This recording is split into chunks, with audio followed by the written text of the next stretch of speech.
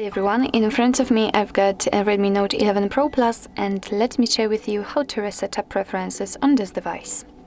So first of all, let's enter the settings, and here we have to scroll down to find the apps. Now let's tap on Manage Apps, and here on the three dots icon in the right upper corner.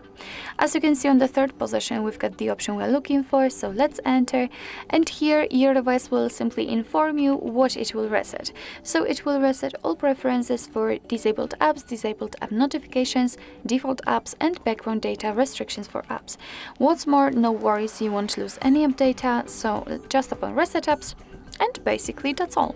This is how to reset up preferences in your Redmi Note 11 Pro Plus.